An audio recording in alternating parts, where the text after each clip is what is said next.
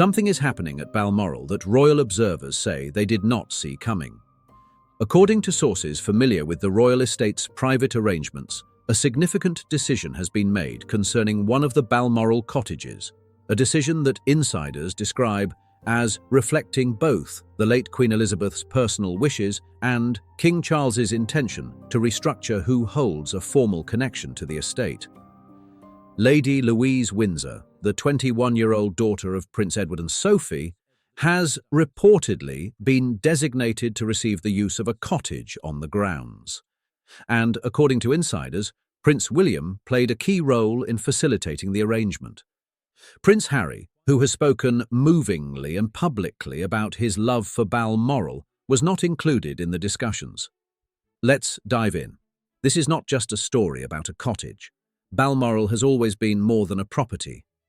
It is the place Queen Elizabeth loved above all others, the place where she died in September 2022, surrounded by the landscape she had returned to every summer for 70 years. The question of who is welcome at Balmoral, who receives a formal, private, permanent connection to the estate, has become, in recent years, a proxy for a much larger question. Who is inside this family's inner circle, and who has been left outside? The decision about Lady Louise and the quiet exclusion of Harry suggests that the restructuring of the post-Elizabethan royal family is further along than many people realised. Today, we are going to look at what the Balmoral estate represents and why any arrangement concerning its properties carries such emotional and institutional weight. We are going to examine how Lady Louise came to be considered for this inheritance and what the late Queen's private wishes may have been. We will look at William's reported involvement and what it tells us about his growing authority over family arrangements. And we will ask the difficult question about Harry, why he was left out, and what that exclusion signals about his standing within the family going forward. To understand the significance of this development, we first need to understand what Balmoral actually is, and why it matters differently from any other royal property. Balmoral Castle and its surrounding estate in Aberdeenshire, Scotland, has been in royal hands since 1852, when Prince Albert purchased it for Queen Victoria. It covers approximately 50,000 acres of Scottish Highlands and includes not just the main castle, but dozens of cottages, lodges and farm buildings spread across the grounds. Unlike Buckingham Palace or Windsor Castle, which belong to the Crown Estate and are held in trust for the nation, Balmoral is private property, owned personally by the monarch. And that distinction matters enormously, because decisions about who uses it, who lives there, and who receives a formal connection to its buildings are not matters of public policy. They are personal decisions made by the royal family about who is considered family in the fullest sense. Queen Elizabeth adored Balmoral. She spent every summer there. She died there. Those who knew her well, and there were very few who knew her truly well, consistently describe it as the place where she was most fully herself. Not the Queen, just herself.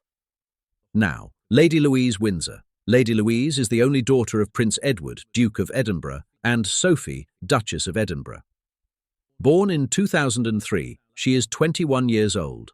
For most of her life, she has been deliberately kept out of the public eye. A decision her parents made early and maintained consistently. She declined to use the title of princess upon turning 18. She enrolled at the University of St Andrews, the same institution where William and Catherine met, and has navigated her first years of adult public life with what commentators describe as exceptional composure. More importantly, Lady Louise was particularly close to her grandfather, the late Prince Philip. Royal biographer Giles Brandreth, who knew Philip personally and wrote the biography Philip and Elizabeth, has noted that Philip had a special relationship with Louise, one defined partly by their shared passion for carriage driving, a sport Philip took up after retiring from polo. He taught her to drive, Brandreth has said. She was the one who carried it on after he couldn't anymore. Philip reportedly ensured that Louise received his carriage driving equipment, a bequest that those close to the family described as deeply personal, not a transfer of property, a passing on of passion. And Queen Elizabeth. According to those familiar with the Queen's private circle, Louise held a particular place in her grandmother's affections. The Queen, according to one source cited by the Daily Mail, saw in Louise a young woman who understood discretion, who understood duty, who understood that the family comes first, without needing to be asked. According to sources familiar with the royal estate, discussions about the allocation of the Balmoral cottages began in earnest in 2024, following King Charles's cancer diagnosis. The estate contains numerous habitable buildings beyond the main castle, lodges, farmhouses, and guest cottages that have historically been used by different branches of the family and by trusted royal staff.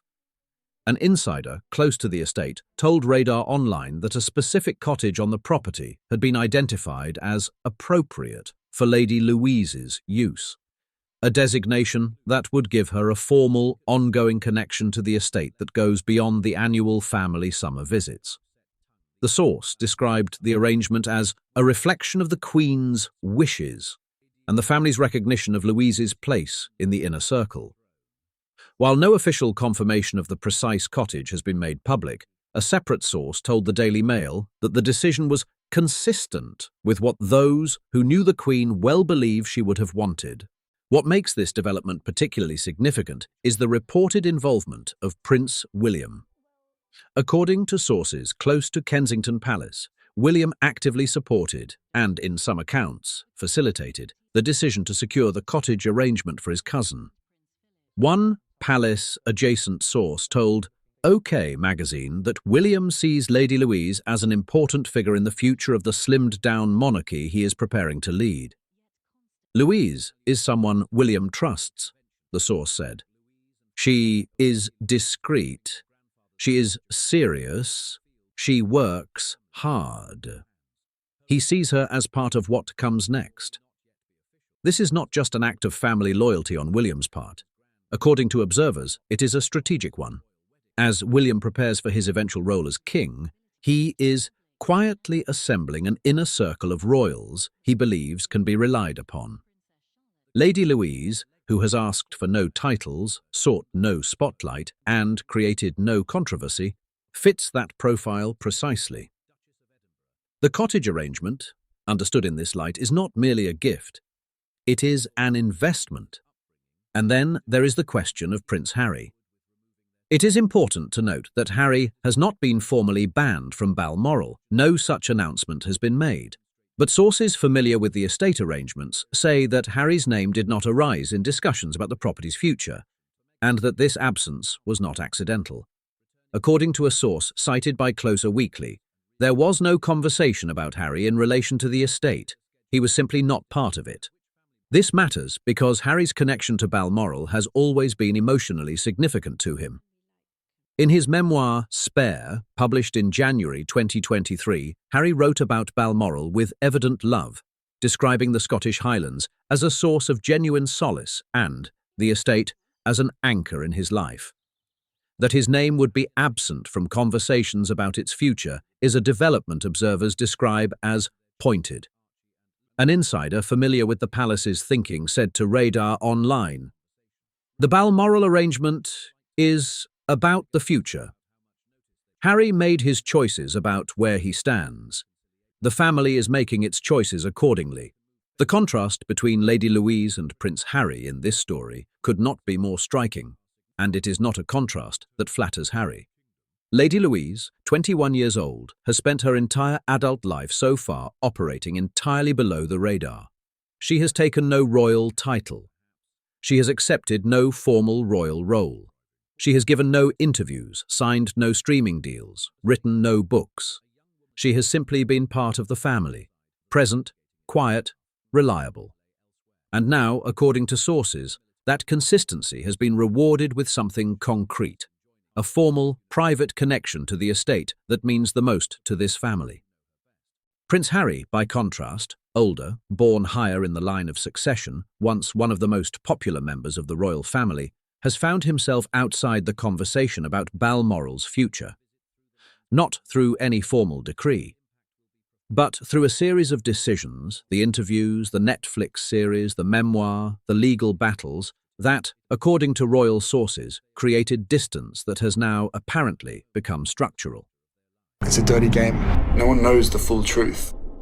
We know the full truth. What Princess Sophie reportedly told a close friend last year captures the dynamic.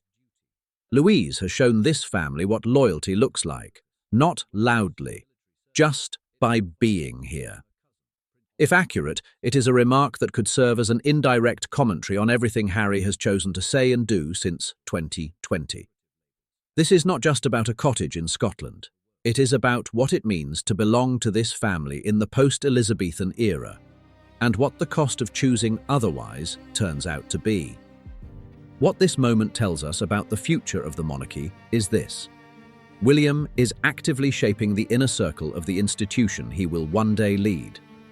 Lady Louise Windsor, quiet, trusted, deliberately low profile, is inside that circle. Prince Harry is not. For Louise, the Balmoral connection represents more than a property. It is a formal endorsement of her place in the family's future, the kind of quiet, private signal that has always driven the real dynamics of the Windsor family more than any public announcement. For Harry, the silence is its own message. He still holds his title, his children hold theirs, but the lived reality of belonging to this family, access to its most private spaces, inclusion in its most personal decisions, appears to be becoming a narrower concept, and one that Harry, for now at least, falls outside.